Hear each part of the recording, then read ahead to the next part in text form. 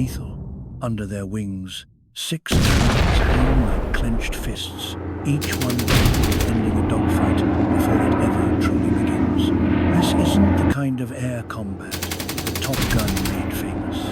There's no twisting ballet of contrails or cockpit one-liners. Modern aerial warfare is invisible fought across data links, radar screens, and milliseconds of electronic calculation. And yet, the pilots flying these missions still live on the razor's edge between control and chaos. Somewhere west of Scotland, the sky is their firing range. It's not a war zone, but it could be.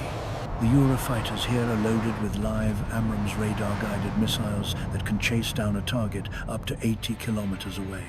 From this distance, the pilots can't even see their enemies. Target. They rely entirely on radar and sensors, turning data into instinct. One of the pilots describes it calmly.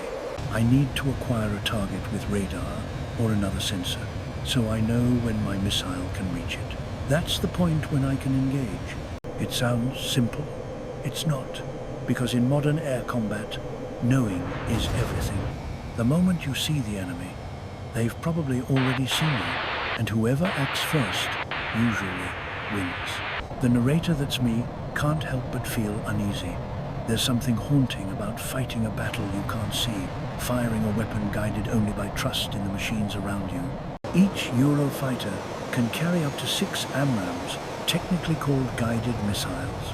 At first glance, they're sleek and almost beautiful, 3.5 meters long. A rocket engine in the back, a small radar seeker in the nose, and in the middle a warhead containing just 7 kilograms of explosives. 7 kilograms. It doesn't sound like much, but as one engineer points out, this isn't a bomb. It's a scalpel. The AMRAAM doesn't rely on a direct hit. It kills with shrapnel, thousands of razor-edged fragments that fan outward at detonation, shredding wings, fuselages, and anything unfortunate enough to be caught in their path. I find that disturbing, not just the violence, but the precision. There's a strange beauty in how efficiently it destroys. It's like the dark side of human genius. We build machines that can think faster, aim better, and kill cleaner than we ever could. North Scotland, wind howls over the firing range.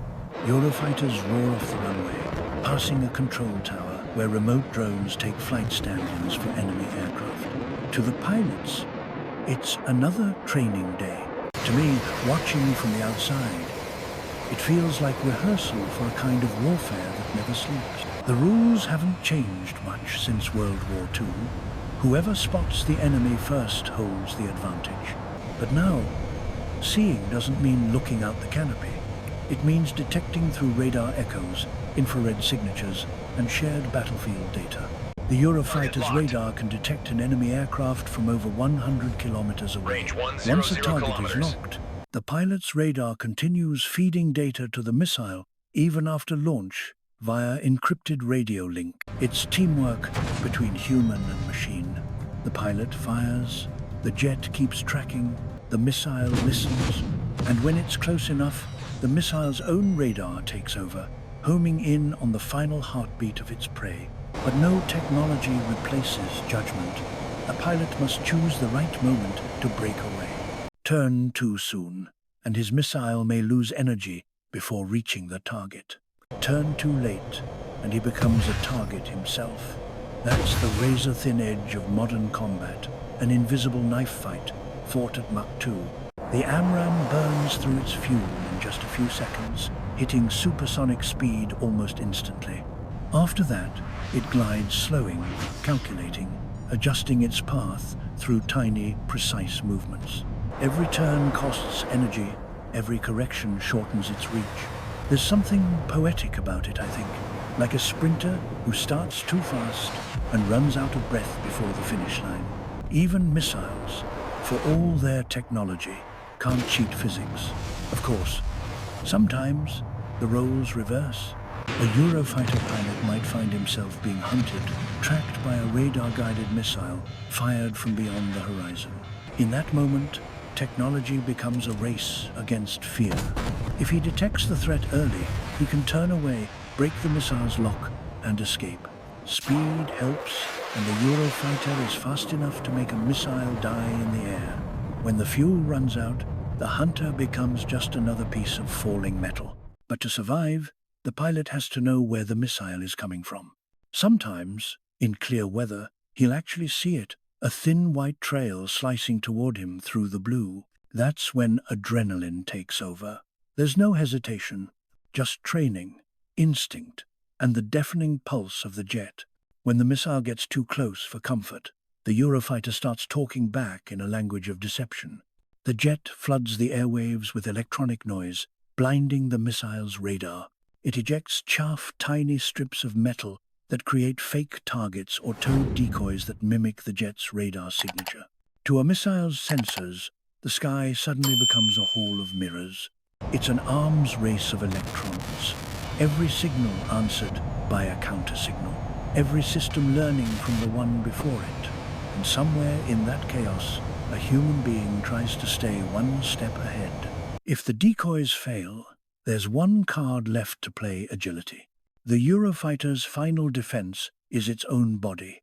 It can pull tighter, faster turns than almost any jet in the world, sometimes pushing its pilot to 9 times the force of gravity. In that instant, the body becomes the weak point. Blood drains from the brain, vision narrows to grey, and every cell screams to hold on just a little longer. Watching this, I can't help thinking, in a world where combat is fought through sensors and algorithms, the most fragile component is still human. The pilot's last hope is timing. He must see the missile track its motion and turn at exactly the right moment, forcing the missile to overshoot. Too early, and it readjusts. Too late, and it's over. It's a brutal kind of dance precision under panic. And when it works, the missile streaks past, its sensors confused, its fuel gone, its purpose wasted. For a second, there's silence. Then the radio crackles, and the world snaps back to normal speed. Pilots call that situational awareness. To a civilian like me, it sounds like clairvoyance. That's what they train for, not just how to fly, but how to see. To understand a sky that's more like an invisible chessboard than open air. Every move a calculation, every breath a risk. The narrator inside me wonders, what does it mean to be a fighter pilot in a world where you might never see your enemy's face? Once, dogfights were personal, a battle of eyes, reflexes, and guts. Now, it's algorithms talking to algorithms, pilots trusting computers to strike at coordinates they'll never physically witness. And yet, the courage remains, because somewhere behind every radar screen and missile lock is a person one heartbeat away from becoming history. The Eurofighter is a masterpiece of engineering. Twin engines, stealth design, a cockpit wired into the pilot's helmet, translating thought into movement almost instantly. It's not just a machine, it's an extension of the pilot's nervous system. And yet, that connection cuts both ways. The more advanced the aircraft becomes, the more it depends on human discipline not to misuse its power. That's the paradox of progress. We build smarter weapons so that we can fight less, but history rarely listens to good intentions. As the exercise ends, the Eurofighters return to base sleek shadows against the northern clouds. Their wings glint in the afternoon light, engines humming low. To most of us, it's just another training flight. But for those who know, it's a reminder. Modern war doesn't roar, it whispers. The battlefield has moved beyond sight, beyond emotion, into a place where decisions happen faster than fear. And yet, standing there watching the jets disappear into the horizon, I feel something old stirring beneath all that technology, the same fragile, eternal thread that has always tied humans to war. It's not hatred, it's not glory. It's the simple, terrifying truth that for all our machines, we still fight the same ancient battle between what we can do and what we should.